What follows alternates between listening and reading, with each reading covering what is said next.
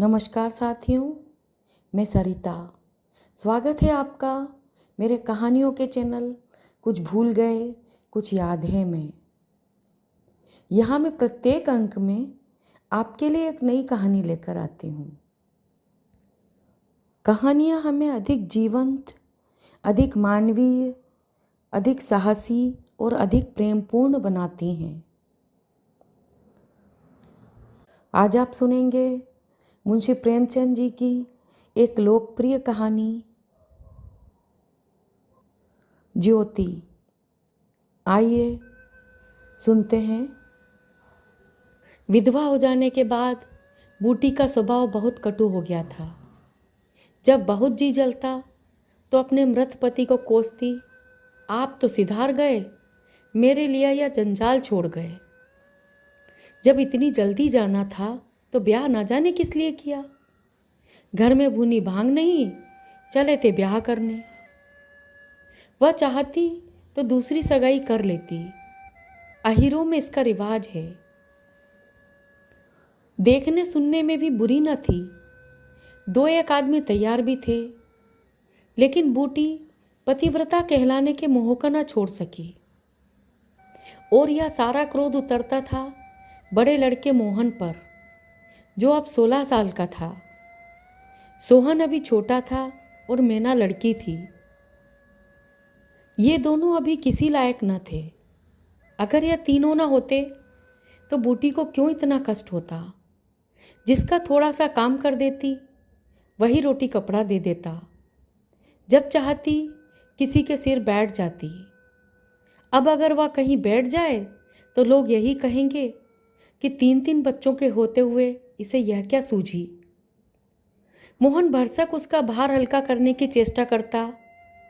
गाय भैंसों की सानी पानी, दुहना मथना यह सब कर लेता, लेकिन बूटी का मुंह सीधा न होता था। वह रोज एक न एक खुचड़ निकालती रहती और मोहन ने भी उसकी घुड़कियों की परवाह करना छोड़ दिया था। पति उसके सिर गृहस्थी का यह भार पटक कर क्यों चला गया, उसे यही गिला था। बेचारी का सर्वनाश ही कर दिया। न खाने का सुख मिला, न पहनने ओढ़ने का, न और किसी बात का। इस घर में क्या आई, मानो भट्टी में पड़ गई। उसकी वैधव्य साधना और अतृप्त भोग लालसा में सदैव द्वंद्व सा मचा रहता था, और उसकी जलन में उसके हृदय की सारी मृदुता जलकर भस्म हो गई थी। पति के पीछे और कुछ नहीं तो बूटी के पास 400-500 के गहने थे, लेकिन एक एक करके सब उसके हाथ से निकल गए। उसी मोहल्ले में उसकी बिरादरी में कितनी ही औरतें थीं जो उससे जेठी होने पर भी गहने झमकाकर, आंखों में काजल लगाकर, मांग में सिंदूर की मोटी सी रेखा डालकर मानो उसे जलाया करती थीं। इसलिए अब उनमें से कोई विधवा हो जाती तो बूटी को खुशी होती, और यह सारी जलन वह लड़कों पर निकालती, विशेषकर मोहन पर। वह शायद सारे संसार की स्त्रियों को अपने ही रूप में देखना चाहती थी। कुत्सा में उसे विशेष आनंद मिलता था। उसकी वंचित लालसा जल न पाकर ओस चाट लेने में ही संतुष्ट होती थी। फिर यह कैसे संभव था कि वह मोहन के विषय में कुछ सुने और पेट में डाल ले। वही मोहन संध्या समय दूध बेचकर घर आया। बूटी ने कहा, देखती हूँ तू अब सांड बनने पर उतारू हो गया है। मोहन ने प्रश्न के भाव से देखा, कैसा सांड, बात क्या है? तू रुपया से छिप छिप कर नहीं हंसता बोलता, उस पर कहता है कैसा सांड? तुझे लाज नहीं आती? घर में पैसे पैसे की तंगी है और वहाँ उसके लिए पान लाए जाते हैं, कपड़े रंगाए जाते हैं। मोहन ने विद्रोह का भाव धारण किया।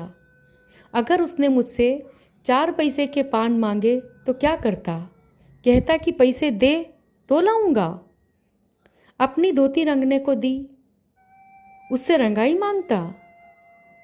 मोहल्ले में एक तू ही तो धन्ना सेठ है, और किसी से उसने क्यों ना कहा? यह वह जाने, मैं क्या बताऊं। तुझे अब छेला बनने की सूझती है। घर में भी कभी 1 पैसे का पान लाया? यहाँ किसके लिए पान लाता? क्या तेरे लिखे घर में सब मर गए? मैं ना जानता था तुम पान खाना चाहती हो। संसार में 1 रुपया ही तो पान खाने जोग है। शोक सिंगार की भी तो उम्र होती है। बूटी जल उठी। उसे बुढ़िया कह देना, उसकी सारी साधना पर पानी फेर देना था। बुढ़ापे में उन साधनों का महत्व ही क्या, जिस त्याग कल्पना के बल पर वह स्त्रियों के सामने सिर उठाकर चलती थी, उस पर इतना कुठारा घात। इन्हीं लड़कों के पीछे उसने अपनी जवानी धूल में मिला दी। उसके आदमी को मरे आज 5 साल हुए। 3 बच्चे भगवान ने उसके गले मर दिए। नहीं, अभी वह है कै दिन की। चाहती तो आज वह भी ओठ लाल किए, पाँव में महावर लगाए, अनवट बिछुए पहने मटकती फिरती। यह सब कुछ उसने इन लड़कों के कारण त्याग दिया, और आज मोहन उसे बुढ़िया कहता है। रुपया उसके सामने खड़ी कर दी जाए तो चुहिया सी लगे, फिर भी वह जवान है और बूटी बुढ़िया है। बोली, हाँ और क्या, मेरे लिए तो अब फटे चिथड़े पहनने के दिन हैं। जब तेरा बाप मरा तो मैं रुपया से 2-4 साल ही बड़ी थी। उस वक्त कोई घर कर लेती तो तुम लोगों का कहीं पता न लगता। गली गली भीख मांगते फिरते। लेकिन मैं कह देती हूँ, अगर तू फिर उससे बोला तो या तो तू ही घर में रहेगा या मैं ही रहूँगी। मोहन ने डरते डरते कहा, मैं उसे बात दे चुका हूँ अम्मा। कैसी बात? सगाई की। अगर रुपया मेरे घर में आई तो झाड़ू से मार कर निकाल दूंगी। यह सब उसकी माँ की माया है। वह कुटनी मेरे लड़के को मुझसे छीने लेती है। रांड से इतना भी नहीं देखा जाता। चाहती है कि उसे सोत बनाकर छाती पर बैठा दे। मोहन ने व्यथित कंठ में कहा, अम्मा, ईश्वर के लिए चुप रहो। क्यों अपना पानी आप खो रही हो? मैंने तो समझा था 4 दिन में मैना अपने घर चली जाएगी, तुम अकेली पड़ जाओगी, इसलिए उसे लाने की बात सोच रहा था। अगर तुम्हें बुरा लगता है तो जाने दो। तू आज से यहीं आंगन में सोया कर, और गाय भैंसें बाहर पड़ी रहेंगी। पड़ी रहने दे, कोई डाका नहीं पड़ा जाता। मुझ पर तुझे इतना संदेह है?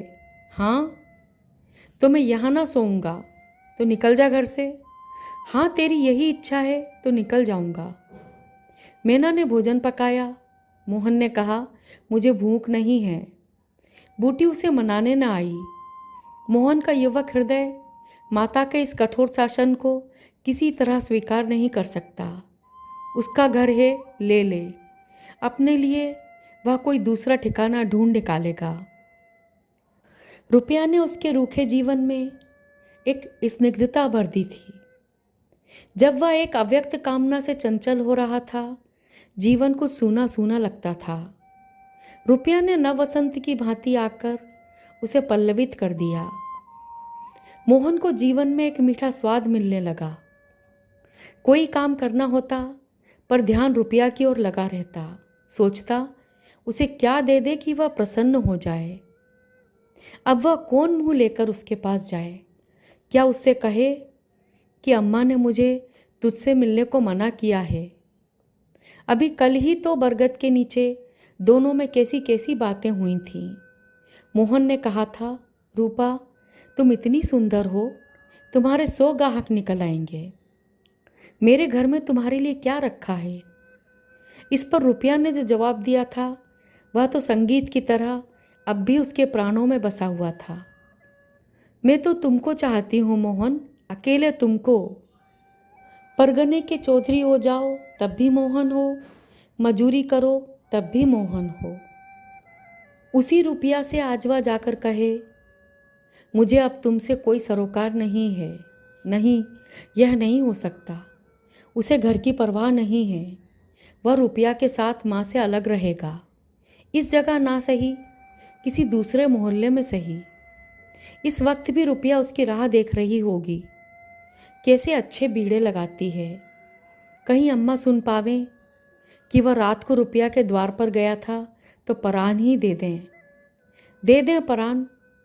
अपने भाग में तो नहीं बखानती कि ऐसी देवी बहू मिली जाती है। ना जाने क्यों रुपया से इतना चिढ़ती है। वह जरा पान खा लेती है, जरा साड़ी रंगकर पहनती है, बस यही तो। चूड़ियों की झंकार सुनाई दी। रुपया आ रही है। हाँ वही है। रुपया उसके सिरहाने आकर बोली, सो गए क्या मोहन? घड़ी भर से तुम्हारी राह देख रही हूँ, आए क्यों नहीं? मोहन नींद का मक्कर किए पड़ा रहा। रुपया ने उसका सिर हिलाकर कहा, क्या सो गए मोहन?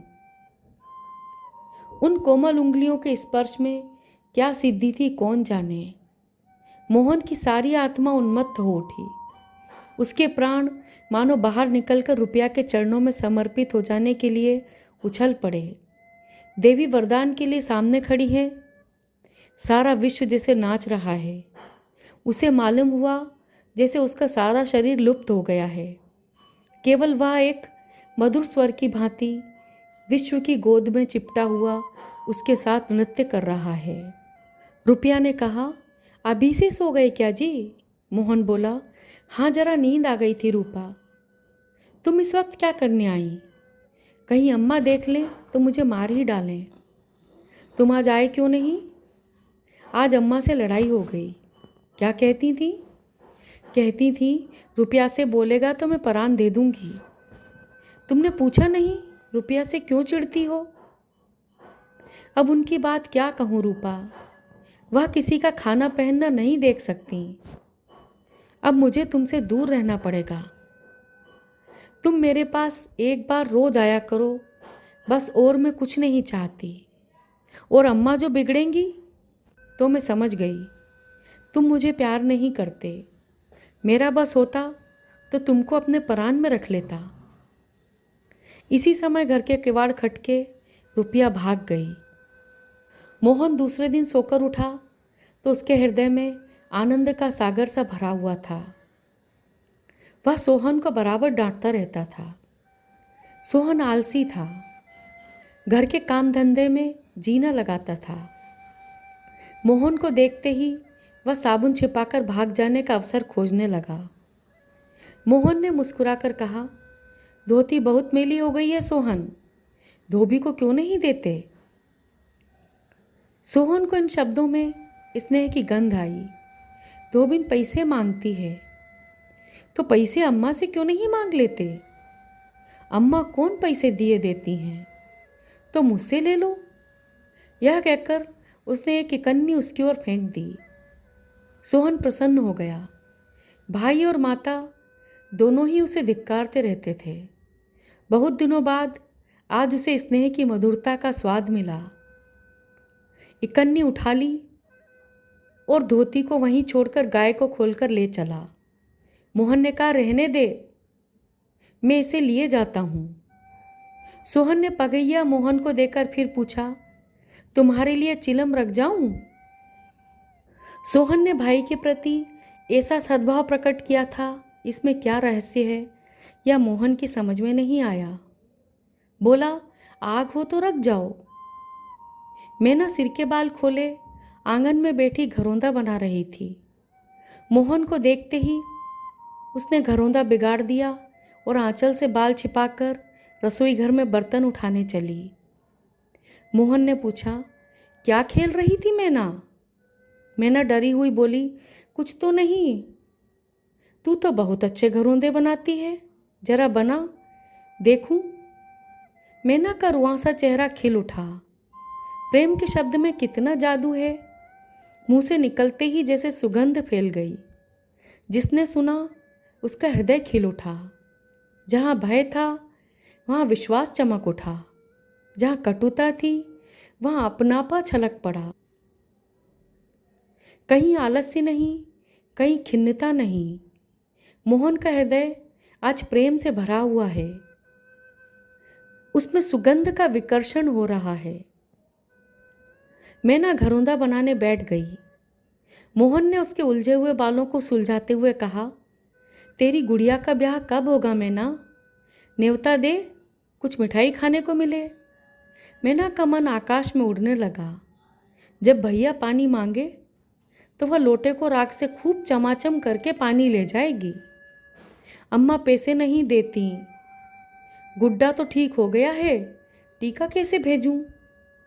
कितने पैसे लेगी? 1 पैसे के बतासे लूंगी, 1 पैसे का रंग। जोड़े तो रंगे जाएंगे कि नहीं? तो 2 पैसे में तेरा काम चल जाएगा। हाँ, 2 पैसे दे दो भैया, तो मेरी गुड़िया का ब्याह धूमधाम से हो जाए। मोहन ने 2 पैसे हाथ में लेकर मैना को दिखाए। मैना लपकी। मोहन ने हाथ ऊपर उठाया। मैना ने हाथ पकड़कर नीचे खींचना शुरू किया। मोहन ने उसे गोद में उठा लिया। मैना ने पैसे ले लिए और नीचे उतरकर नाचने लगी। फिर अपनी सहेलियों को विवाह का न्योता देने के लिए भागी। उसी वक्त बूटी गोबर का झांवा लिए आ पहुंची। मोहन को खड़े देखकर कठोर स्वर में बोली, अभी तक मटरगश्ती ही हो रही है, भैंस कब दूही जाएगी? आज बूटी को मोहन ने विद्रोह भरा जवाब न दिया, जैसे उसके मन में माधुर्य का कोई सोता सा खुल गया हो। माता को गोबर का बोझ लिए देखकर उसने झावा उसके सिर से उतार लिया। बूटी ने कहा, रहने दे रहने दे, जाकर भैंस धो, मैं तो गोबर लिए जाती हूँ। तुम इतना भारी बोझ क्यों उठा लेती हो? मुझे क्यों नहीं बुला लेती? माता का हृदय वात्सल्य से गदगद हो उठा। तू जा, अपना काम देख, मेरे पीछे क्यों पड़ता है? गोबर निकालने का काम मेरा है, और दूध कौन दुहेगा? वह भी मैं करूँगा। तू इतना बड़ा जोधा है कि सारे काम कर लेगा। जितना कहता हूँ उतना कर लूँगा, तो मैं क्या करूँगी? तुम लड़कों से काम लो, जो तुम्हारा धर्म है। मेरी सुनता है कोई? आज मोहन बाजार से दूध पहुंचाकर लौटा तो पान कत्था, सुपारी, एक छोटा सा पानदान और थोड़ी सी मिठाई लाया। बूटी बिगड़कर बोली, आज पैसे कहीं फालतू मिल गए थे क्या? इस तरह उड़ावेगा तो कै दिन निभाह होगा? मैंने तो 1 पैसा भी नहीं उड़ाया अम्मा। पहले मैं समझता था तुम पान खाती ही नहीं, तो अब मैं पान खाऊंगी। हाँ और क्या? जिसके 2-2 जवान बेटे हों, क्या वह इतना शौक भी ना करे? बूटी के सूखे कठोर हृदय में कहीं से कुछ हरियाली निकल आई। एक नन्ही सी कोंपल थी, उसके अंदर कितना रस था। उसने मैना और सोहन को 1-1 मिठाई दे दी और एक मोहन को देने लगी। मिठाई तो लड़कों के लिए लाया था अम्मा, और तू तो बूढ़ा हो गया। क्यों? इन लड़कों के सामने तो बूढ़ा ही हूँ, लेकिन मेरे सामने तो लड़का ही है। मोहन ने मिठाई ले ली। मैना ने मिठाई पाते ही गप से मुंह में डाल ली थी। वह केवल मिठाई का स्वाद जीभ पर छोड़कर कब की गायब हो चुकी थी। मोहन को ललचाई हुई आंखों से देखने लगी। मोहन ने आधा लड्डू तोड़कर मैना को दे दिया। 1 मिठाई दोने में बची थी। बूटी ने उसे मोहन की तरफ बढ़ाकर कहा, लाया भी तो इतनी सी मिठाई, यह ले ले। मोहन ने आधी मिठाई मुंह में डालकर कहा, वह तुम्हारा हिस्सा है अम्मा। तुम्हें खाते देखकर मुझे जो आनंद मिलता है, उसमें मिठास से ज़्यादा स्वाद है। उसने आधी मिठाई सोहन और आधी मोहन को दे दी, फिर पानदान खोलकर देखने लगी। आज जीवन में पहली बार उसे यह सौभाग्य प्राप्त हुआ। धन्य भाग कि पति के राज में जिस विभूति के लिए तरसती रही, वह लड़के के राज में मिली। पानदान में कई कुलियां हैं, और देखो तो 2 छोटी छोटी चिमचियां भी हैं। ऊपर कड़ा लगा हुआ है, जहां चाहो लटका कर ले जाओ। ऊपर की तश्तरी में पान रखे जाएंगे। ज्यों ही मोहन बाहर चला गया, उसने पानदान को मांझ धोकर उसमें चूना कत्था भरा, सुपारी काटी, पान को भिगोकर तश्तरी में रखा, तब एक बीड़ा लगाकर खाया। उस बीड़े के रस ने जैसे उसके वैधव्य की कटुता को स्निग्ध कर दिया। मन की प्रसन्नता व्यवहार में उदारता बन जाती है। अब वह घर में नहीं बैठ सकती। उसका मन इतना गहरा नहीं कि इतनी बड़ी विभूति उसमें जाकर गुम हो जाए। एक पुराना आईना पड़ा हुआ था। उसने उसमें मुंह देखा। ओठों पर लाली है। मुंह लाल करने के लिए उसने थोड़े ही पान खाया है। धनिया ने आकर कहा, काकी तनिक रस्सी दे दो, मेरी रस्सी टूट गई है। कल बूटी ने साफ कह दिया होता, मेरी रस्सी गांव भर के लिए नहीं है, रस्सी टूट गई है तो बनवा लो। आज उसने धनिया को रस्सी निकालकर प्रसन्न मुख से दे दी और सद्भाव से पूछा, लड़के के दस्त बंद हुए कि नहीं धनिया?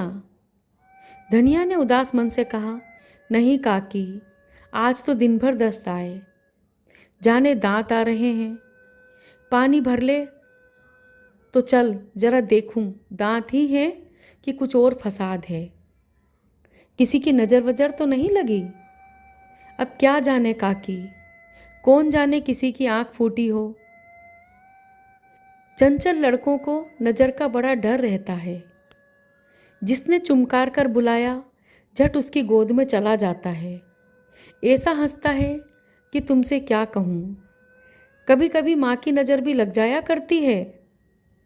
ए काकी, भला कोई अपने लड़के को नज़र लगाएगा? यही तो तू नहीं समझती, नज़र आप ही लग जाती है।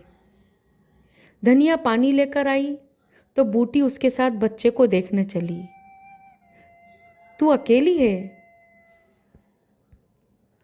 आजकल घर के काम धंधे में बड़ा अंडा सोता होगा। नहीं काकी, रुपया आ जाती है, घर का कुछ काम कर देती है, नहीं अकेले तो मेरे मरण हो जाते। बूटी को आश्चर्य हुआ। रुपया को उसने केवल तितली समझ रखा था। रुपया? हाँ काकी, बेचारी बड़ी सीधी है, झाड़ू लगा देती है, चौका बर्तन कर देती है, लड़के को संभालती है। गाढ़े समय कौन किसी की बात पूछता है काकी? उसे तो अपनी मिस्सी काजल से छुट्टी ना मिलती होगी। यह तो अपनी अपनी रुचि है काकी। मुझे तो इस मिस्सी काजल वाली ने जितना सहारा दिया उतना किसी भक्तिन ने ना दिया। बेचारी रात भर जागती रही। मैंने कुछ दे तो नहीं दिया, हाँ जब तक जीऊंगी उसका जस गाऊंगी। तू उसके गुण अभी नहीं जानती धनिया। पान के लिए पैसे कहाँ से आते हैं, किनारदार साड़ियाँ कहाँ से आती हैं। मैं इन बातों में नहीं पड़ती काकी। फिर शौक श्रृंगार करने का किसका जी नहीं चाहता। खाने पहनने की यही तो उम्र है। धनिया ने बच्चे को खटोले पर सुला दिया। बूटी ने बच्चे के सिर पर हाथ रखा, पेट में धीरे धीरे उंगली गड़ाकर देखा, नाभि पर हींग का लेप करने को कहा। रुपया बेनिया लाकर उसे झलने लगी। बूटी ने कहा, ला बेनिया मुझे दे दे, मैं डुला दूंगी तो क्या छोटी हो जाऊंगी? तू दिन भर यहाँ काम धंधा करती है, थक गई होगी। तुम इतनी भली मानस हो और यहाँ लोग कहते हैं वह बिना गाली के बात नहीं करती, मारे डर के तुम्हारे पास ना आई। बूटी मुस्कुराई। लोग झूठ तो नहीं कहते। मैं आंखों की देखी मानूं कि कानों की सुनी। कह तो दी होगी, दूसरी लड़की होती तो मेरी ओर से मुंह फेर लेती, मुझे जलाती, मुझसे ऐंठती। इसे तो जैसे कुछ मालूम ही ना हो सकता है कि मोहन ने इससे कुछ कहा ही ना हो। हाँ यही बात है। आज रुपया बूटी को बड़ी सुंदर लगी। ठीक तो है, अभी शौक श्रृंगार ना करेगी तो कब करेगी? शौक श्रृंगार इसीलिए बुरा लगता है कि ऐसे आदमी अपने भोग विलास में मस्त रहते हैं। किसी के घर आग लग जाए उनसे मतलब नहीं, उनका काम तो खाली दूसरों को रिझाना है। जैसे अपने रूप की दुकान सजाए, राह चलतों को बुलाती हूँ कि जरा इस दुकान की सैर भी करते जाइए। ऐसे उपकारी प्राणियों का श्रृंगार बुरा नहीं लगता, नहीं बल्कि और अच्छा लगता है। इससे मालूम होता है कि इसका रूप जितना सुंदर है उतना ही मन भी सुंदर है। फिर कौन नहीं चाहता कि लोग उनके रूप की बखान करें। किसे दूसरों की आंखों में छुप जाने की लालसा नहीं होती। बूटी का यौवन कब का विदा हो चुका, फिर भी यह लालसा उसे बनी हुई है। कोई उसे रसभरी आंखों से देख लेता है तो उसका मन कितना प्रसन्न हो जाता है, जमीन पर पांव नहीं पड़ते। फिर रूपा तो अभी जवान है। उस दिन से रूपा प्रायः 2-1 बार नित्य बूटी के घर आती। बूटी ने मोहन से आग्रह करके उसके लिए अच्छी सी साड़ी मंगवा दी। अगर रूपा कभी बिना काजल लगाए या बेरंगी साड़ी पहने आ जाती तो बूटी कहती, बहू बेटियों को यह जोगिया भेष अच्छा नहीं लगता। यह भेष तो हम जैसी बूढ़ियों के लिए है।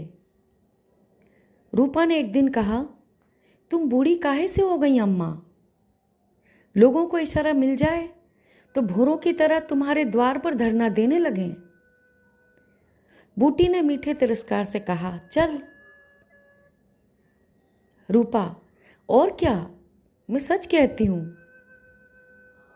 बूटी ने उसकी ओर रस भरी आंखों से देखकर पूछा, अच्छा बता, मोहन से तेरा ब्याह कर दूं? रूपा लजा गई, मुख पर गुलाब की आभा दौड़ गई। आज मोहन दूध बेचकर लौटा तो बूटी ने कहा, कुछ रुपए पैसे जुटा, मैं रूपा से तेरी बातचीत कर रही हूं। आज की कहानी यहीं खत्म होती है। कटु वचनों के प्रयोग से पारिवारिक प्रेम कम होता है, जो अंततः मानसिक अशांति का कारण बनता है। मैं सरिता अब आपसे विदा लेती हूँ। कल फिर मिलूँगी एक नई कहानी के साथ। नमस्कार।